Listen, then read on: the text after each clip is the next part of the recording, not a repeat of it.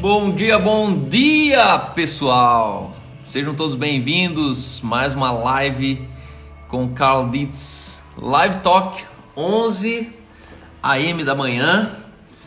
11 da manhã, junto comigo aqui. E hoje, sem mais delongas, quero apresentar para vocês Thiago Sugihara, meu convidado hoje, pastor, fundador da Relevance Church. E é uma igreja no cinema em São Paulo, é uma igreja dentro da Avenida Paulista. Eles alugam cinemas e, cara, pensa num cara que Deus está usando poderosamente no país, numa geração. É um amigo, um cara que sempre me influenciou, sempre. Em 2012, quando voltei da África do Sul, do meu sabático, antes de chegar em Curitiba, fiquei uma semana na casa dele e ali foi onde Deus nos fundiu. Então, com vocês aqui, deixa eu já chamar para dentro da nossa conversação Thiago Sugihara. A todos nessa manhã aí, espero que seja uma manhã novamente milagrosa, seja uma manhã onde você fala, meu querido, Fala! Saudades, Cal. o japonesinho mais querido do Brasil, mano. Rapaz, que saudade de você, da Aline, da família toda. Você viu Obrigado pelo só, mano? convite aí. E é isso, você é parte da família, extensão. Desde o primeiro dia que eu criei essa live aqui, eu já pensei assim, ó, o Thiago Sugihara, tava na lista já. E aí fazem quase 90 dias que eu tô fazendo uma live todo dia 11 da manhã. E cada dia eu tenho trazido um convidado especial. Na verdade, pessoas da nossa relação, nosso relacionamento. E por incrível que pareça, irmão, minha sogra tá me conhecendo pelas minhas lives. Acredita nisso? Fazem 17 anos e meio que eu já amo a filha dela, que eu já praticamente namoro a filha dela há 17 anos. E posso confessar que foi nessa quarentena que ela de casa ficava 1 hora e meia por dia me ouvindo. E Deus fez coisas grandiosas. Acredito que muitas coisas entre eu e minha sogra foi curado, né? Algumas suposições. Eu sempre falo que suposições levam a gente às incertezas. Tudo que você não tem certeza, quando você tem uma suposição, você cai nessa besteira da incerteza, né? A incerteza é uma coisa que você não sabe, mas você pensa que é assim, mas não, na verdade não é assim, né? Então, tem sido muito bom, muito Exposição estraga muito relacionamento, né, cara? coisa, muito, muito. E a distância ela gera incerteza, né? Quando a pessoa É. está longe demais, ela começa a supor, no final das contas. Na verdade, a gente está o tempo inteiro supondo as coisas, né, cara? É o tempo inteiro a gente está analisando, estamos fazendo leitura.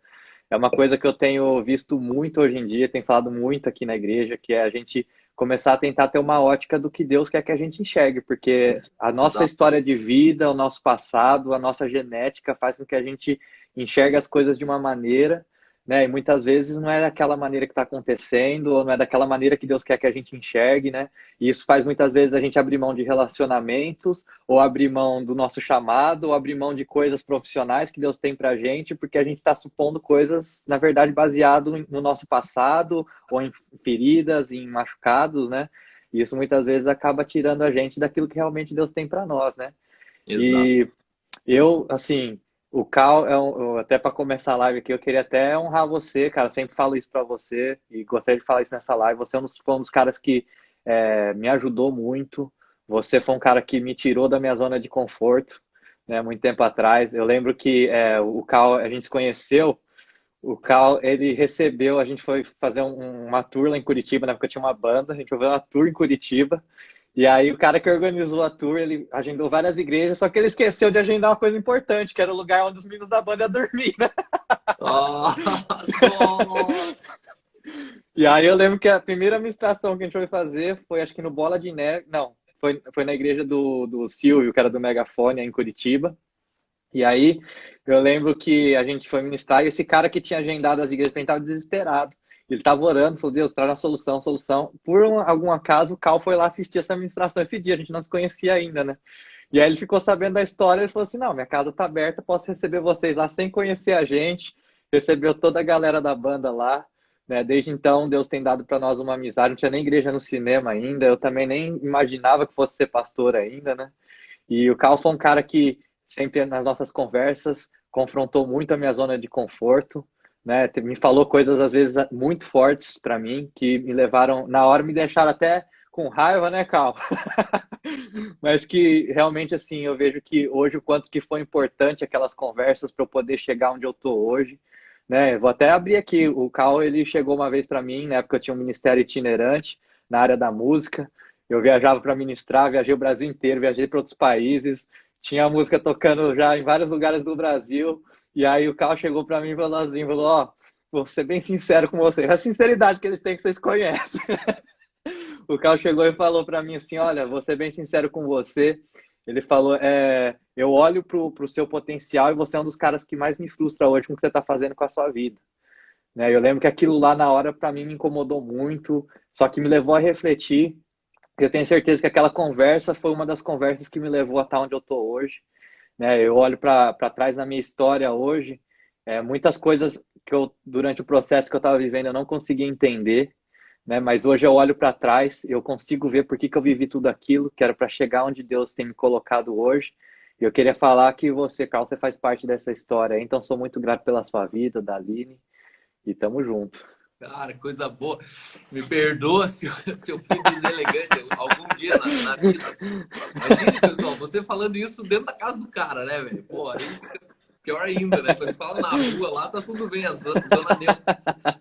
Mas o fato, meu irmão, é que eu te amei desde o primeiro dia que eu te vi, né? Existem pessoas que são artistas, outras pessoas, elas são profetas, e aí muda tudo, né? Quando você está diante de um profeta, você sabe que alguém virou um óleo na cabeça dele. E você, desde o primeiro dia que eu vi você, eu sabia que você era um ungido de Deus. Você era um cara que Deus levantou. E de repente, né, você vê uma bandeira que devia estar no topo do mastro, você vê que está só na metade. Você era uma bandeira e meio mastro. E eu sempre falei, cara, a gente tem que puxar e fazer o Thiago ser visto, né? E não era uma música, não era só uma banda, mas eu creio que tem uma mensagem, tem uma voz dentro de você. Mas como que Jesus entrou na tua história? Conta um pouco pra gente sobre marcos que foram a soma dos marcos que te trouxe até o dia chamado hoje.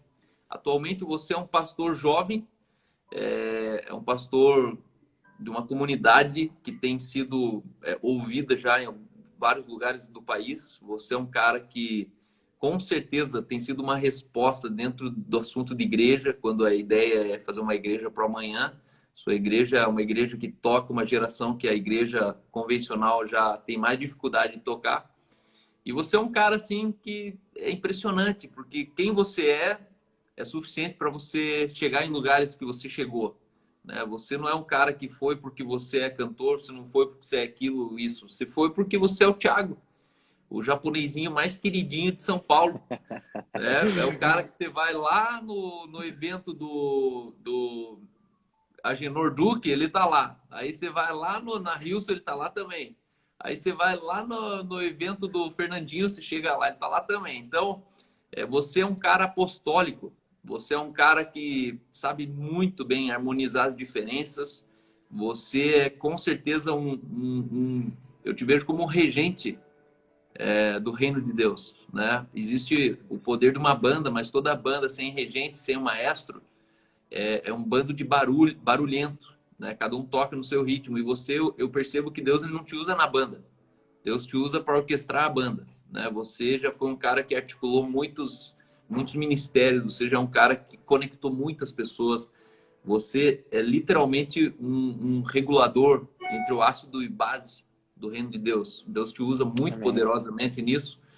Você consegue ser amigo de mim e dos meus inimigos ao mesmo tempo, né? Não que eu tenha inimigos, mas talvez eu tenha toda direita tem a esquerda, né?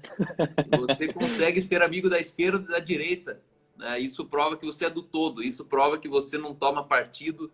Você não é o cara que fica de um lado defendendo o outro, mas você é um cara que destemidamente você consegue penetrar, entendendo Jesus, entendendo o reino de Deus. Isso é muito forte dentro de você. Você é um cara que se orienta pela unidade. Você se orienta, você se machuca quando você vê uma pessoa segregando, você se sente ofendido quando você vê um cara partidarista, um cara faccioso, né? Então eu te respeito muito nisso aí, sei que Deus te usa e vai te usar ainda muito mais sendo essa voz, porque o teu pai também já foi assim, né? O teu pai, com certeza, é metade desse azeite que está na tua cabeça, já veio escorrendo da cabeça do teu pai. Mas conta pra gente como é que foi como Jesus entrou na história. Ah, cara, obrigado aí pelas palavras, né? Como você falou, acho que a primeira coisa assim para mim foi em relação à coisa geracional do meu pai, né? Acho que meu pai foi um cara que fez muito isso também, né? Meu pai, ele foi líder do Ministério da Adoração Adoradores. Hoje ele está comigo na igreja também, está me ajudando aqui, ele e minha mãe. E meu pai sempre teve esse meio que chamado assim de unificar igrejas, unificar líderes, unificar ministérios, né? Tanto é que ele organizava na época o maior evento de adoração no país, que era a Adoração Adoradores, e nesse evento conectava ministros do Brasil inteiro. Só que a diferença é que na época ele fazia um evento para os ministros ficarem, né? Então o cara não ia lá só para tocar, ele não queria que o cara fosse lá só para tocar e ir embora, né? Como acontece em muitos eventos, mas que o cara fosse ministrar, mas que ele ficasse lá para ter comunhão, tanto com outros ministros quanto com a galera que estava participando, né? Então eu vejo assim que já é algo que vem vindo geracionalmente na vida do meu pai, né, da minha mãe. Então hoje eu posso fazer isso porque foi algo que eu aprendi deles também, né? Porque cara, eu entendo que sempre a gente vai discordar algumas coisas, a gente dificilmente vai concordar em tudo, mas eu acho que no final das contas a gente tem que conhecer o caráter das pessoas, a gente tem que saber a intenção delas, para onde elas estão indo, porque isso é o que importa no final, né? Porque se a gente for ficar separando todo mundo que a gente discorda, a gente não vai conseguir caminhar com ninguém no final das contas, né? Então, a gente sempre vai ter coisas a discordar. E ao longo da minha história, como eu falei, eu nasci num lar cristão, né? Então, desde pequeno eu já estou na igreja. Na época, meu pai e minha mãe, até hoje eles são conselheiros da Universidade da Família, que é o curso Casados para Sempre, Veredas Antigas, Crown de Finanças, né? Então, sempre tive muito envolvido na igreja.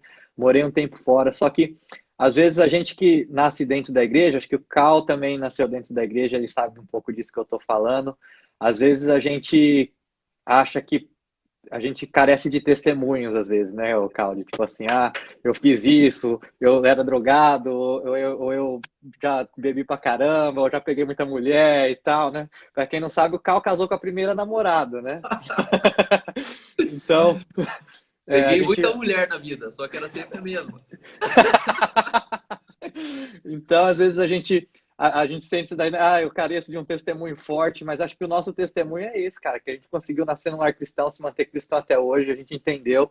Eu talvez já tive, ao longo dessa história, quebrado muita coisa religiosa dentro de mim, por ter nascido num lar cristão, mas eu agradeço a Deus porque eu vejo que Deus me preservou de muita coisa, né? Deus me preservou de muita coisa nessa caminhada onde eu posso estar hoje aqui, Esse é um né? testemunho forte. A gente conseguiu se manter cristão dentro da igreja, mano. É forte, cara, é forte isso daí. Porque, cara, o que a gente vê também hoje aí de grupo de filho de pastor, né? Os caras tudo machucados. E hoje precisa ter um grupo de filho de pastor para os caras compartilhar a experiência. É bem isso, mano. É Não testemunho. é testemunho, né? A gente conseguiu manter firme sem ficar machucado, né, cara? Mas eu tive assim, acho que mesmo dentro dessa vida cristã, a gente vai tendo experiências de amadurecimento com Deus, né, cara? Onde a gente realmente vai entendendo. Porque acho que o problema de quem nasce dentro da igreja, às vezes não é só esse fato do cara desviar ou ter um testemunho muito forte, mas para quem nasce dentro da igreja e manter uma vida cristã, na verdade é muitas vezes sair digamos assim, do religiosismo ou do conto de fada, né, cara? Que como é um negócio que a gente ouve a nossa vida inteira, a gente começa já a enxergar muitas vezes a Bíblia como contos e não como uma verdade. Não sei se faz sentido isso aí para você, né?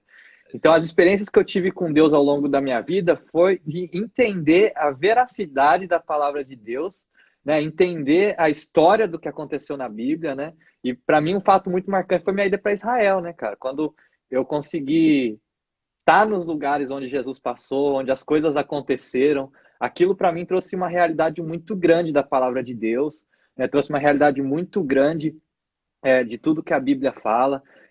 Foi para mim um marco assim na minha história cristã, né? E outro marco para mim também foi o início da igreja, né, cara? Iniciar a Igreja Relevância.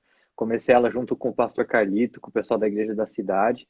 E eu nunca sonhei em ser pastor, nunca imaginei ser pastor, nunca me senti, digamos assim, capaz de ser um pastor, né? Me via como um músico, era produtor musical quando eu conheci o Cal, né? Porque ele tinha o cabelinho de surfista, tocava o ukulele.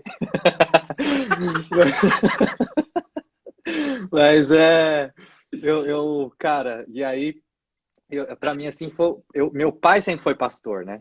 Então, eu acompanhei as dificuldades de um líder, acompanhei as dificuldades de ser um pastor, né? Eu sabia disso não só de ouvir falar, mas de dentro de casa. Só que a hora que você assume a parada, cara, é um negócio totalmente diferente, assim. É um negócio que não dá para explicar, não dá para ensinar as pessoas. As coisas que a gente passa como líder, à frente de um trabalho, são coisas que você não consegue explicar para uma pessoa, a não ser que ela viva aquilo na pele, sabe? As decisões, as dificuldades, as críticas, até as traições que acontecem, entendeu? A gente aprender a lidar com tudo isso e conseguir continuar com o coração, amando as pessoas, conseguir continuar com o coração em Deus, conseguir continuar com o coração no reino, isso aí é algo assim que a pessoa tem que experimentar. Por isso que eu olho para trás na minha vida e eu consigo enxergar o processo de Deus me preparando para isso aqui, entendeu? Porque acho que uma pessoa que não vive processo, ela não aguenta o que essa função te faz, Exige. te exige, né? É isso. Então, assim, eu tenho tido muito nesses últimos 2, 3 anos aqui, para mim foi o período que acho que eu mais cresci na minha vida, tanto como pessoa quanto espiritualmente. Eu falo que em 2, 3 anos eu cresci 10 na minha vida, mas porque não é pelo simples fato de eu estar liderando, mas porque eu comecei a aceitar os processos de Deus na minha vida. Né? Então, estou até lendo o livro lá, o Enraizados, é um livro que eu indico para a galera que está assistindo aí, do Benny Libscher. E acho que eu comecei a aceitar o processo de raiz na minha vida, porque a gente hoje tem, parece que um anseio muito grande de que as coisas aconteçam, e de fazer as coisas acontecerem muito rápido, e de ver as coisas acontecendo. E hoje eu consigo enxergar a importância de Deus trabalhar coisas na minha vida, no meu caráter, na minha mentalidade, no meu coração, para que eu possa sustentar tudo aquilo que Ele tem realmente preparado para mim lá na frente, né? E eu vejo isso, Deus fazendo isso, conversando e acompanhando a vida das pessoas na igreja. Eu vejo Deus fazendo isso na vida de todo mundo. A questão é a gente saber reconhecer isso e ter paciência de esperar o momento certo. Como você falou, eu sou um cara que eu conheço, tenho muitos amigos, tenho muitas conexões. Então, eu poderia pedir vários favores, mas porque eu já ajudei muitas pessoas, né? E poder buscar um lugar hoje mais rápido de influência, fazer a igreja crescer mais rápido, né? Só que hoje eu entendi assim que eu quero fazer as coisas no tempo de Deus, entendeu? Quando eu estiver pronto, Deus vai abrir a porta para mim, eu não preciso abrir na força do meu braço. E eu sinto que nesse período que eu estou vivendo agora, Deus está me preparando, Deus está formando raiz em mim, porque até no livro ele fala que o que Deus procura são frutos duradouros e muitos frutos, né? Então, para a gente poder dar muitos frutos e frutos que duram, a gente precisa ter raízes muito profundas, né, cara? E hoje eu entendo. O nome do livro é Enraizados, do Benny Lipscher, né? Benny Libscher, Benny Lipscher, estão perguntando aqui o autor, do é Jesus o Culture. pastor do Jesus Culture, é. Legal. Então, cara, esse livro aí tem trabalhado demais, tem me dado muita clareza em relação a tudo que eu estou vivendo e tem me feito enxergar a importância dos momentos, né? Da gente saber viver os momentos, da gente ter o nosso crescimento nesses momentos também e a gente enxergar o quanto que a gente precisa e a gente enxergar assim, cara, no momento certo eu sei que o de repente vai acontecer, né? O de Boa. repente ele acontece. Só Boa. que eu acredito que para esse de repente acontecer e para você, o difícil, até eu tô lendo um livro também que indico para a galera aí que é sobre empreendedorismo, chama Empresas Feitas para Vencer, do Jim Collins. Os melhores livros que eu já li de liderança. E ele fala isso, né, cara? Ele fala que o difícil não é você alcançar a excelência, é você conseguir ter uma excelência consistente, é você dar continuidade à excelência. Então, o difícil não é chegar lá, é você conseguir se sustentar lá. Né? E para você conseguir se sustentar lá, você tem que construir raízes profundas, cara. E Deus vai tratar coisas no seu caráter, no seu coração e na sua mente que vão ser doloridas ao longo do processo, que não vão fazer sentido para você no momento, que é o nosso problema, né, cara? A gente quer entender o processo ao invés de viver ele e aprender, né? A constância diferencia os meninos dos homens, né? Meninos não É são isso. constantes. E é interessante porque, você diz, um rapaz veio e falou para mim, calma, mas eu coloco 250 pessoas aí num culto, fácil. Eu falei, mas por quanto tempo você coloca? Né? Porque eu também coloquei 2.000 dentro de um teatro. Mas você consegue colocar 2.000 todo domingo? Aí já é outra E pegada. por quantos anos? Né? Você Por consegue quanto... por 1 ano? Você consegue por 5? Por 10? Você consegue passar isso para seus filhos? Que é isso que eu tenho orado para Deus, sabe? E depois, Eu oro, depois Deus, que eu você, quero construir algo que eu consiga passar para meus filhos. depois que você funda a igreja, você descobre que de um domingo para o outro é muito curto o tempo. Do nada já, putz, amanhã tem que pregar. E aí é impressionante. Mas como é que foi nascer a ideia do relevance? É, porque você, parecido com a minha história, chegou um tempo que é interessante, que é um fator bem comum entre filhos dos pastores. Chega uma hora que você você é o primeiro que já não quer mais nem na igreja do teu pai. Eu não sei se você chegou nesse ponto na tua vida, mas na minha eu cheguei. Tipo, eu olhava para a igreja do meu pai e falava, não, lá não quero ir mais. E aí a gente tem um fenômeno que eu sempre falava, se isso é ser pastor, eu não vou ser pastor, não quero. Obrigado. Se isso é ser igreja, então não quero abrir igreja. E aí chega uma hora que você consegue ter uma maturidade para entender que cada pessoa é uma pessoa, cada igreja é uma igreja, e que a experiência do teu pai não determina o teu destino.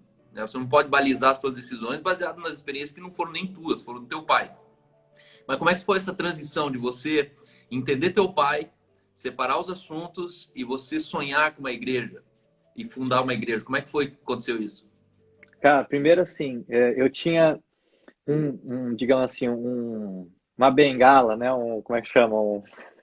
Um suporte, né? Que eu me apoiava, que era o meu ministério, né? Então, eu tinha uma impressão, uma falsa impressão que eu estava na igreja, porque todo final de semana eu estava ministrando numa igreja diferente. Né? Então, isso aí é muitas vezes uma coisa que o ministério itinerante ele pode acabar fazendo com você e você nem percebe. Porque você está em igrejas todo final de semana, mas você não tem a sua. Né? Então, eu cresci no interior de São Paulo, em Pompeia, e mudamos para São Paulo, né? Quando a gente mudou para São Paulo, meu pai também começou uma igreja do zero. E eu comecei a ajudar ele. Era uma igreja muito pequena, não tinha muitas pessoas da minha idade. Então, onde é que eu me apoiava? Eu me apoiava no meu ministério itinerante, que é onde eu saía para ministrar fora, tá? Toda igreja, todo final de semana numa igreja diferente. Então, só que o que acontecia? Chegava às vezes um domingo que eu estava em casa, ou chegava um feriado de meio de semana. Eu falava assim, cadê digamos assim, meus irmãos família? Com quem que eu vou comer um churrasco hoje? Quem que eu vou sair para comer num restaurante hoje? E aí eu não tinha, entendeu? Porque o pessoal tava com os amigos da igreja, e eu não tinha esses amigos da minha igreja, porque eu tava com a igreja de todo mundo, entendeu? Caraca.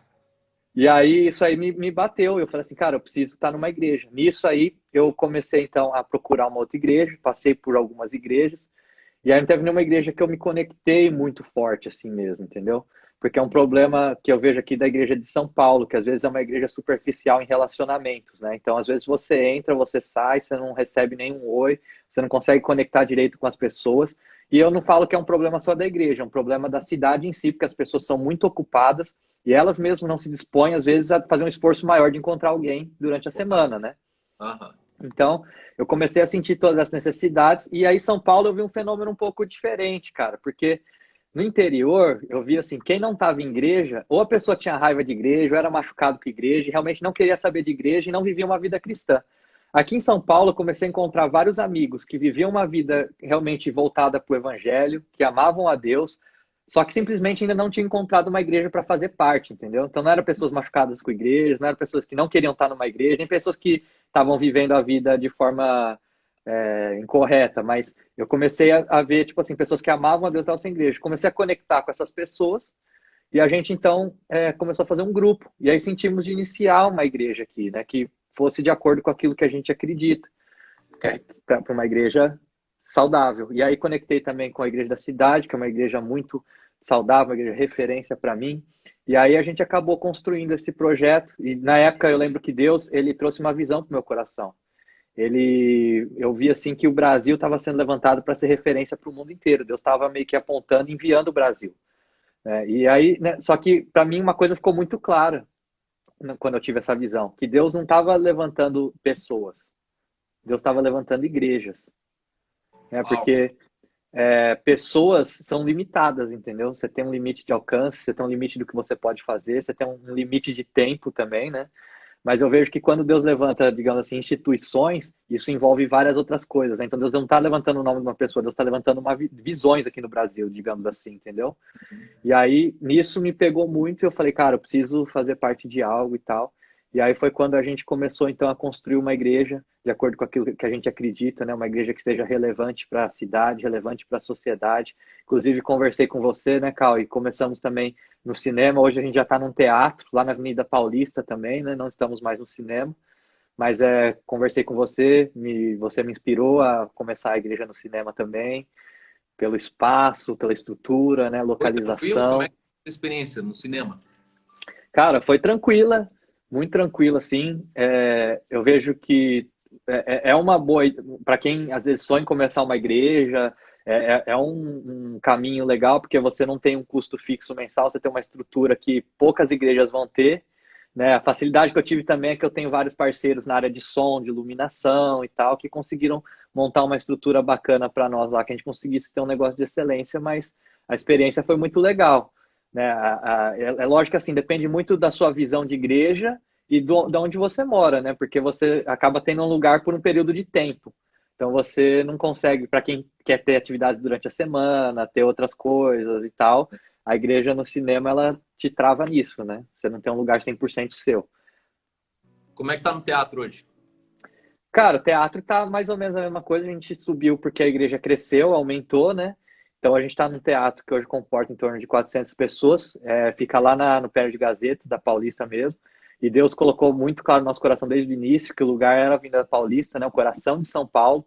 Muito Então a bom. gente foi um pouco ousado. Somos hoje a única igreja na Avenida Paulista. Né? Tem dia que a gente sai do culto, tá tendo a parada gay lá na avenida, entendeu? Tem dia que a gente sai do culto, tá tendo manifestação política lá na Paulista. Né? E a Paulista hoje também é o ponto turístico de São Paulo aos domingos, porque aos domingos a rua fecha, não passa carro, não passa ônibus, então fica fechado para o pessoal andar. Então é uma ótima oportunidade também para a gente evangelizar, trazer as pessoas para dentro. Fora isso que a Paulista é um símbolo cultural da cidade de São Paulo, né? Então, Fantástico. assim, traz uma ideia, assim, uma igreja que está envolvida com a cidade, que quer culturalmente ser uma influência na cidade, social, né? A gente tem feito hoje trabalho, adotamos uma comunidade carente aqui em São Paulo também, né? Começamos a entregar alimentos, estamos para construir uma base lá para ajudar na área de saúde e também na área de artes, né? Da aula de música, de esporte lá para as crianças. Então a gente entendeu, né? Estamos querendo realmente sair das quatro paredes, entendendo o nosso papel como igreja, como cristão, né? Então a gente entende que a igreja, na verdade, ela não é o ponto final, mas ela é o ponto de partida. Né? Boa, Então ela é o centro de boa. treinamento. É isso Eu aí. vejo a igreja aqui como centro de treinamento que envia as pessoas para a guerra, entendeu? Porque Fantástico. antigamente parece que, para mim, o que pegava muito é que as pessoas viam a igreja, tinha a carreira ministerial e a carreira profissional, como se as duas coisas não comunicassem, né? E hoje, para mim, uma coisa que eu falo lá na nossa igreja é que, para mim, tudo é espiritual. Tanto é espiritual quanto o pastor que está pregando, é o advogado que está trabalhando, é o médico que está cuidando de vidas, é o lixeiro que está recolhendo lixo, o gari que Muito está recolhendo lixo na rua. Então, para mim, tudo é espiritual hoje, entendeu? A nossa visão é de que, na verdade, a diferença é que a igreja é um centro de treinamento. Lá as pessoas vão ser treinadas, vão ser preparadas, vão ser alimentadas e vão ser enviadas. Não é mau lugar para o cara ir lá e ficar acomodado. É para encher o cantil e tomar água lá fora, né? Não é para E... tomar aqui. é isso daí, enche o cantil e vai lá. Não E só como é que tomar, mas nasceu, como distribuir água, né? como é que nasceu esse nome Relevance? Relevance, né? Relevante. Cara, o nome é uma das coisas mais difíceis para a gente colocar em qualquer coisa. Não sei se você que está assistindo aí já abriu uma empresa, ou começou uma banda, ou começou um ministério, você vai ver que o nome é uma das coisas mais difíceis de fazer quando você começa, né? Mas eu comecei a pesquisar e uma coisa que eu senti muito claro, né, para mim, é que eu não queria botar a palavra em inglês. Porque eu falei assim, meu, Deus está nascendo isso aqui no Brasil, né? Então eu não queria botar uma palavra em inglês e tal, porque, sei lá, eu senti isso. E aí comecei a orar, e aí Deus trouxe essa palavra no meu coração, relevância, relevância, que a igreja precisa ter relevância em várias esferas da sociedade, que a igreja precisa alcançar política, cultura, tal, etc. E aí, relevância, ele vem do latim, né? E é a palavra relevante no latim. E é muito engraçado porque no latim também, além da tradução de relevância como você ter exposição, é também você servir ao próximo, né? Então, a palavra relevância no latim ela também tem a ver com servir ao próximo. Então, teve tudo a ver com o que a gente acredita como igreja, né? E para Muito mim tem bom. tudo a ver com o que Jesus fez, né? Porque acho que para mim uma das coisas mais belas sobre Jesus, a coisa que mais choca é que quando a gente pensa num rei, a gente deposita em um rei aquilo que a gente deseja para nós mesmos. Então, Uhum. quando a gente esperava que Jesus chegasse, a gente esperava um rei que fosse em opulência, um rei com luxo, um rei que fosse soberano, um rei que guerreasse. E o que veio para nós? Veio um rei que serve, Uhum. né? E aí, para mim, que tá a beleza do evangelho, né? Porque Jesus, ele não veio revelar o que a gente quer. Jesus veio revelar o que a gente deve ser, né? Isso, Exato. para mim, é a beleza do evangelho, né, cara? Porque a gente fica muitas vezes... Por isso que os judeus não conseguiram reconhecer Jesus, né? Os fariseus não conseguiram reconhecer Jesus. É. Porque eles colocaram, na verdade, o desejo do que eles esperavam de um rei, não aquilo que eles Uhum. precisavam de um rei, né? E Jesus veio para o que a gente precisa ser, para quem a gente deve ser, não porque a gente quer ser, né? Exato. Exato. E Muito aí bem, meu irmão. começamos, então, e foi isso aí, Cara, né? já são 11h40. Eu sei que você tem um compromisso aí, né, na prefeitura da tua cidade. E queria agradecer a tua presença, dizer que sou teu fã, dizer que você pode contar com minha casa. Aliás, estou no Brasil novamente. Né? Para quem não sabe, no primeiro sabático que eu fiz em 2012, quando eu voltei para o Brasil, o primeiro lugar que eu fiquei literalmente despejando um sabático inteiro foi na casa do Thiago. Creio que foi naqueles dias ali com a Aline na tua casa que meu coração se fundiu ao teu. Eu me sinto assim com você. Né? Você é um cara assim que é meu irmão, né? Meu irmão me representa naquilo que você fala, naquilo que você faz. Você é a parte doce do reino de Deus. Eu sou talvez a papila azeda do reino de Deus. Ou já fui mais, né? Hoje eu já estou mais temperante, estou mais tranquilo.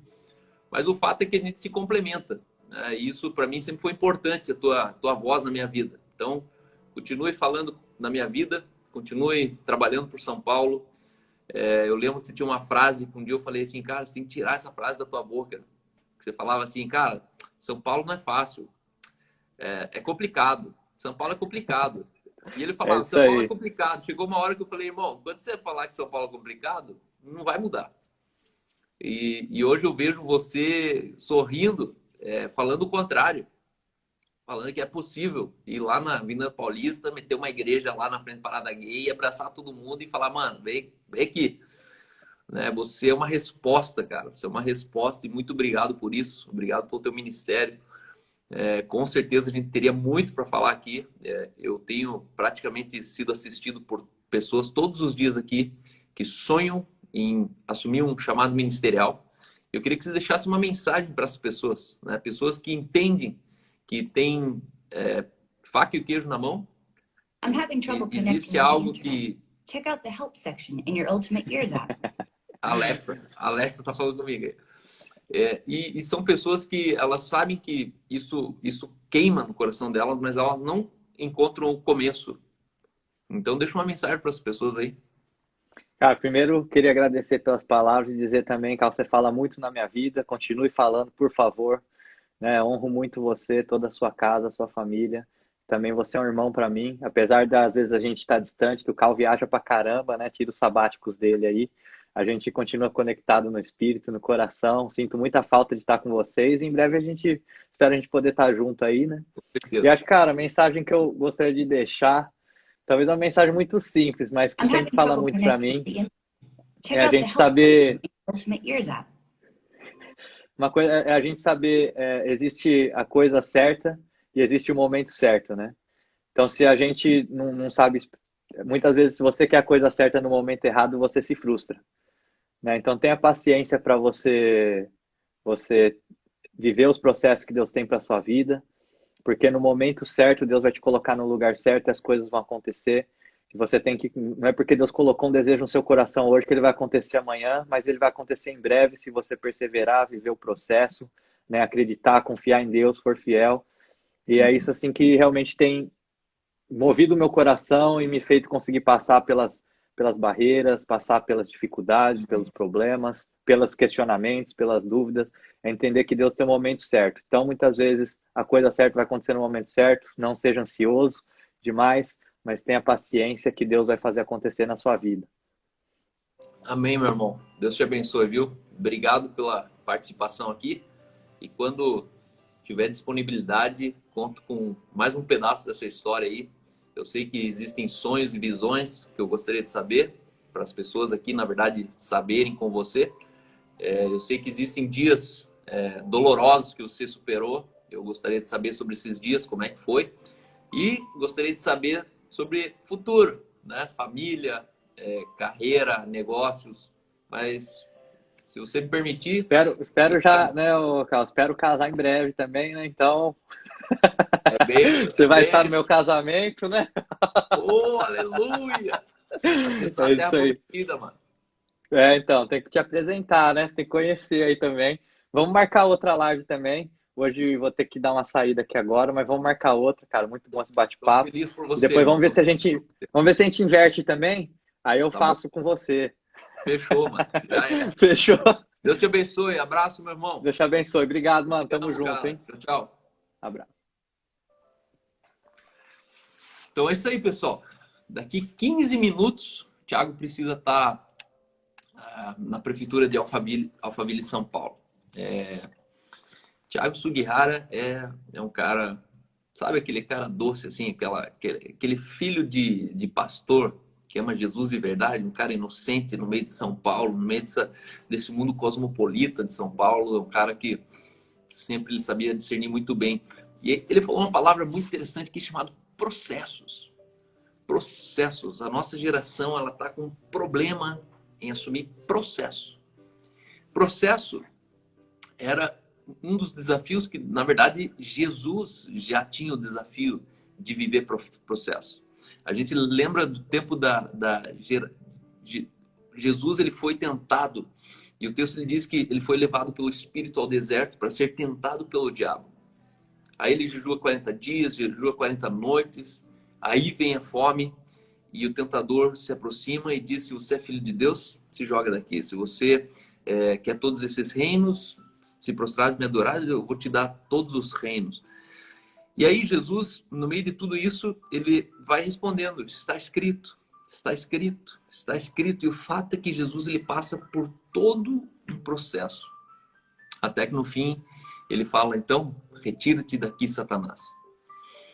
No processo está guardado 4 coisas que eu quero deixar para vocês ainda de plus nessa live, nessa manhã. Primeiro, no processo está guardado maturidade. É impossível você se tornar maduro se você não se expor a um processo, se você não se expor a uma circunstância, a um projeto, que te estenda um processo.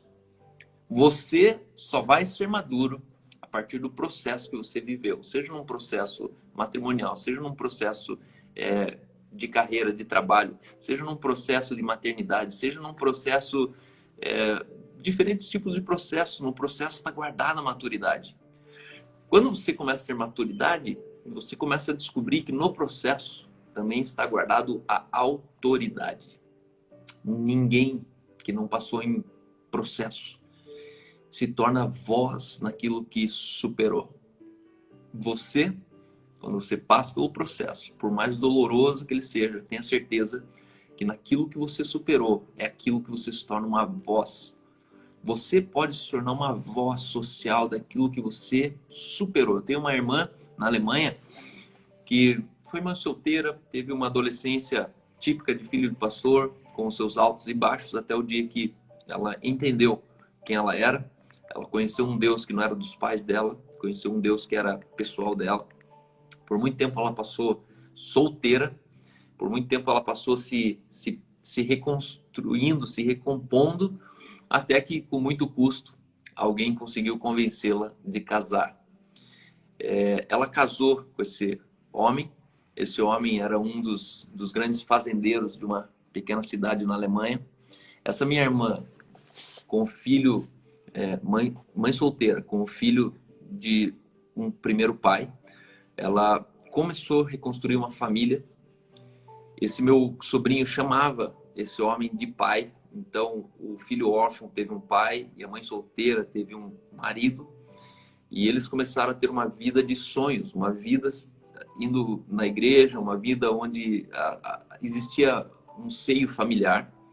Então, com muito ânimo, eles tiveram um segundo filho, a Kétia. Depois, com muito ânimo, eles tiveram a terceira filha, a Keren.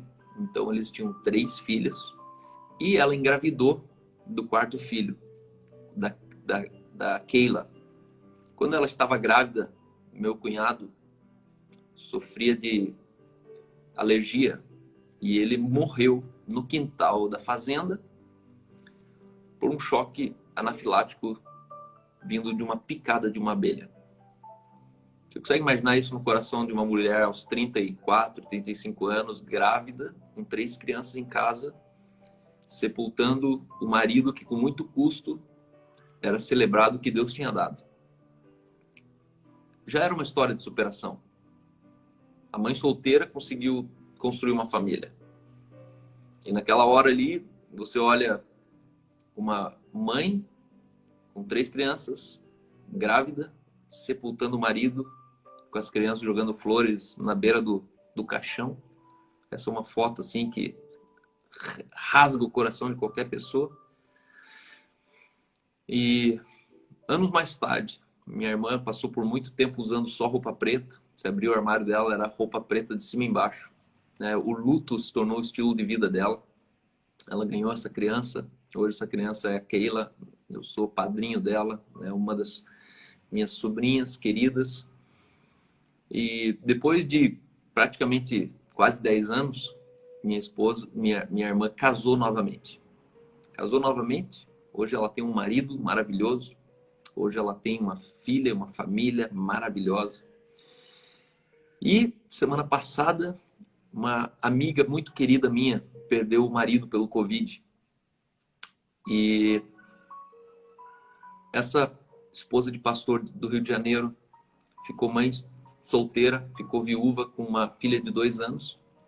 E a semana ela me ligou e falou assim: você pode passar o telefone da sua irmã? Porque existem algumas dores que eu estou passando que talvez só ela vai saber me orientar, só ela vai poder falar comigo.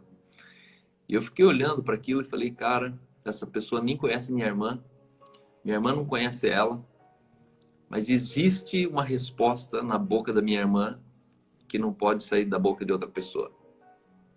Existe uma palavra de consolo que só consola se sair da boca da minha irmã. O que eu quero dizer com isso? Eu quero dizer com isso que aquilo que você supera é aquilo que você se torna uma voz. Naquilo que você superou é naquilo que Deus quer te levantar como um instrumento cirúrgico, um instrumento de justiça. Naquilo que você supera na sua vida é aquilo que Deus quer te levantar como um solucionador de problemas sociais que outras pessoas enfrentam exatamente como o seu. Ter problemas todo mundo tem, mas ter a solução é só a minoria que encontra a solução. E essa solução você não encontra hoje. A Sabrina, ela não encontra numa psicóloga, ela não encontra no psiquiatra. Essa solução ela não encontra nem no pastor dela, que era o patrão do marido dela, da igreja onde ele servia. Ela não encontra. Por isso, entenda que aquilo que você supera, você se torna uma autoridade. Aquele processo, por mais doloroso que tenha sido para minha irmã, hoje minha irmã é uma autoridade sobre orfandade e viuvez. Minha irmã tem 40 anos, 42 anos. Minha irmã hoje é uma voz de autoridade. Quando ela fala, é ela falando, não sou eu falando. Eu não sei o que deve ser isso. Então, entenda que no processo está guardada maturidade. Em segundo lugar, no processo está guardada autoridade. E no processo está guardado sabedoria. Hoje de manhã eu fui comprar um carro. Quando eu cheguei para comprar o carro, para minha surpresa, eu estava comprando um carro de um casal que há 2 anos atrás eu estava jantando dentro da casa deles. E eles me convidaram para tomar café, foi muito gostoso. Era um carro que lá atrás eu tinha visto esse carro e falava: uau, esse carro serviria para mim e para minha esposa. Quero ter 4 filhos, esse carro tem 7 lugares. Na época eu até falava com um dos filhos dele, falava: teu pai não quer vender esse carro aí? E aí encontrei esse carro no contato, fui ver o carro e, para minha surpresa, eram os pais de um dos rapazes que vem na igreja no cinema. E tomando café hoje, na casa deles, ela me pergunta: Cal, o rapaz, na verdade, me pergunta: Cal, mas qual que é a diferença de sabedoria? O que é sabedoria para você? Sabedoria, eu não vou dizer que é inimigo da inteligência, mas a inteligência é bastante inimigo da sabedoria. A sabedoria é baseada na informação. A inteligência é baseada na informação. Mas a sabedoria é baseada na revelação. Qual que é a diferença, Cal? É que a inteligência você constrói em você a partir do estímulo externo que você recebe. Lê muito livro, assiste muita ciência, você lê muita cultura, você consome muito episódio de seriados, você é um cara tão informado que isso as pessoas começam a chamar de inteligente. Nossa, você é um cara inteligente. Pois é. As pessoas mais sábias que eu conheci na vida foram as que tinham menos inteligência. Eram pessoas, às vezes, até iletradas, analfabetas. Falavam galfo. Outras falavam listrinha. Outras falavam brusinha. Só que sabedoria não tem nada a ver com inteligência. Inteligência está baseada na informação que você recebe. A informação ela é volátil. Um dia ela é, outro dia já deixa de ser. Mas a revelação é baseada, a sabedoria é baseada na revelação. A revelação é uma fonte de dentro que você flui para fora. Uma pessoa sábia, ela tem uma revelação interna onde ela revela para o mundo aquilo que o mundo não conhece. A inteligência, você revela do mundo uma coisa que você não conhecia. Mas o mundo inteiro já conhece, isso já existe no mundo. Por isso, pais, não se preocupem com uma escola que deixe teu filho inteligente. Se preocupe com uma comunidade que torne seu filho sábio. Sabedoria é teoria condensada. É um conceito que você sabe, mas não sabe nem explicar. Mas você vive esse conceito. É uma visão de mundo, é uma visão de escolha. Então, o processo está guardado em sabedoria. Quanto mais você se expõe a processos, mais rápido você não depende de teoria para entender algumas coisas. Você se torna sábio. E é bom conversar com uma pessoa sábia.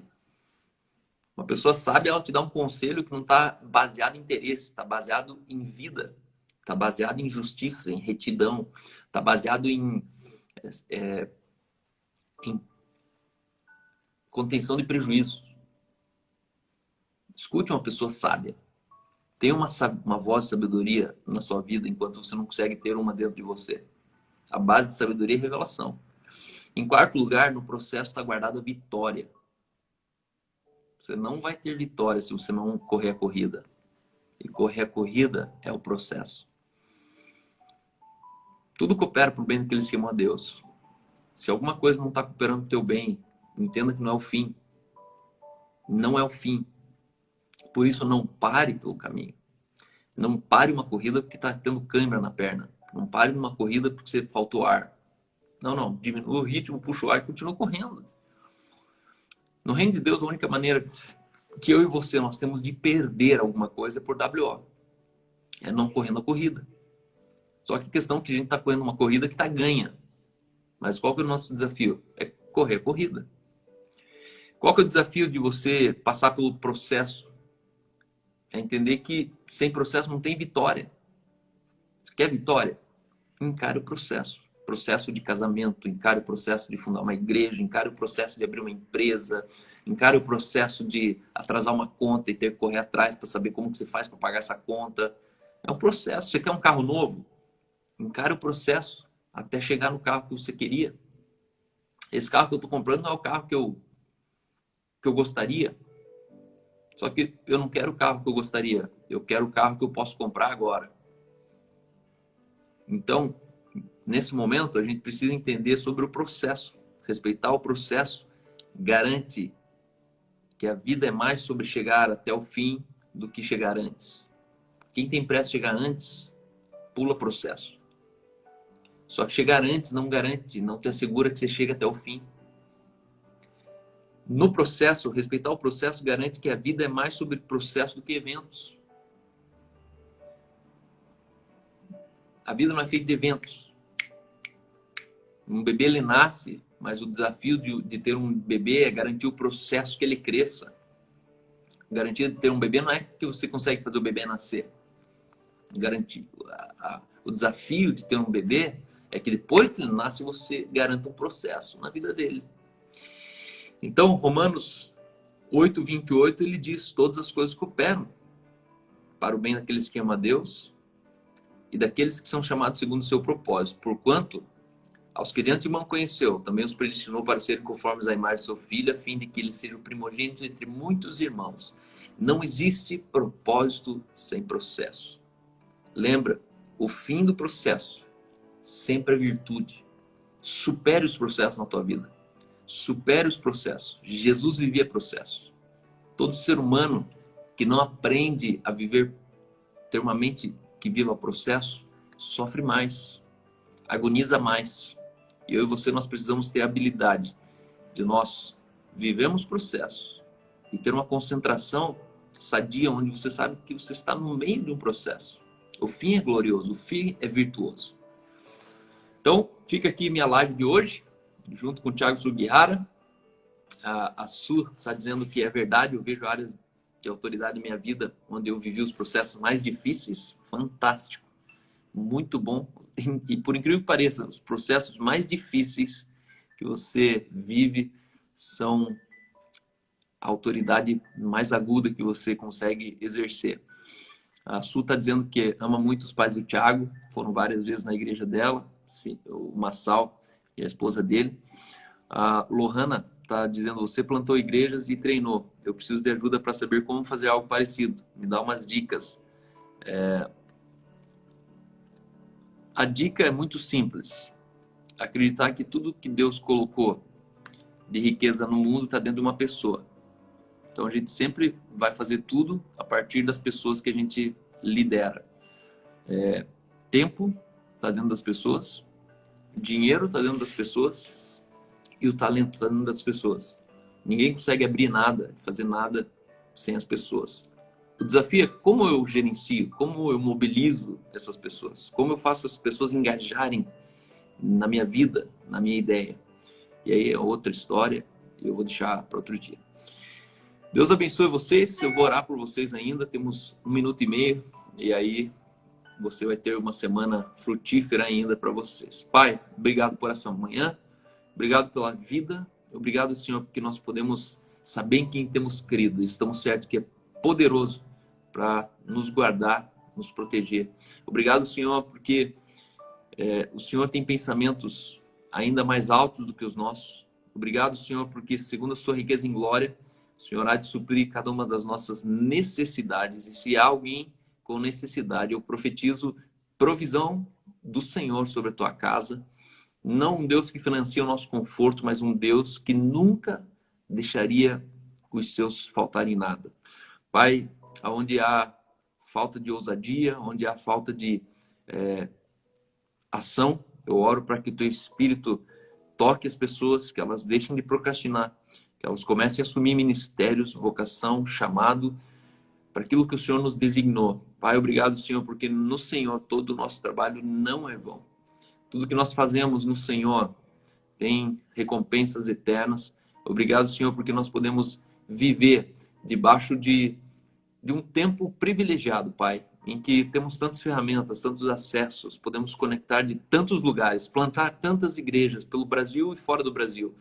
Por isso, Deus, toca no coração de homens e mulheres que precisam se levantar como instrumento de justiça nas tuas mãos. Em nome de Jesus. Amém. Valeu, pessoal. Eu fico honrado, fico agradecido por tudo que vocês têm representado para mim.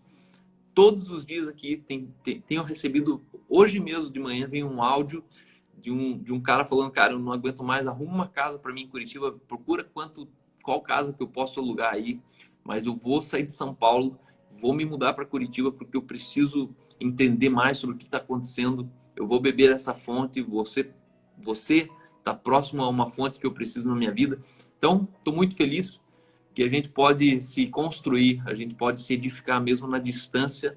Então, muito obrigado por você que tem emprestado os seus ouvidos todos os dias de manhã. Eu espero que seja sempre um tempo onde você se deleite nessa live. Essa live aqui não é para te dar lição de moral, não é para mostrar o quão ruim você está sendo na vida, mas é o contrário. Meu sonho é inspirar uma geração empreendedora, que inspire, que empreenda no reino de Deus, que empreenda para a terra, que produza riqueza, que continue construindo, fazendo aquilo que o Senhor chamou você para fazer onde você está. E fico muito agradecido.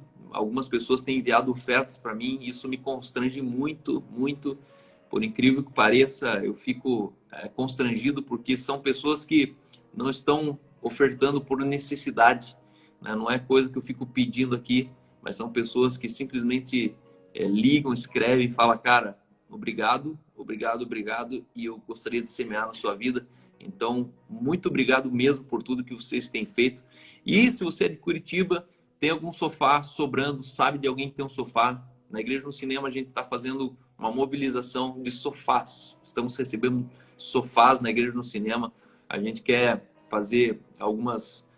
Temos planos para essa comunidade e a gente está levantando sofás. Então, se você quer doar um sofá, deixar uma marca na Igreja do Cinema, doa um sofá. Souber de alguém que está se desfazendo do sofá, a gente vai buscar esse sofá aí. E é isso aí. Deus abençoe vocês. A Edna está dizendo que tem mexido na estrutura. Carol está dizendo gratidão por você transmitir o coração de Deus nessas lives. Simone, a Ariana, Deus abençoe sua vida. Ariana, muito obrigado pelas suas palavras, que você sempre manda offline para mim. Poltrona serve também. Curitiba será uma nova casa, pode vir. Delurdes Barros, sempre com a gente aqui, fico agradecido. César, meu irmãozão, muito bom, César. Enfim, muito obrigado, pessoal. Vamos sempre nos falando, ferro, fio, ferro. Então vem comigo aqui e tenha certeza que você está sendo preparado para algo fantástico do teu futuro aí. Muito obrigado e até logo.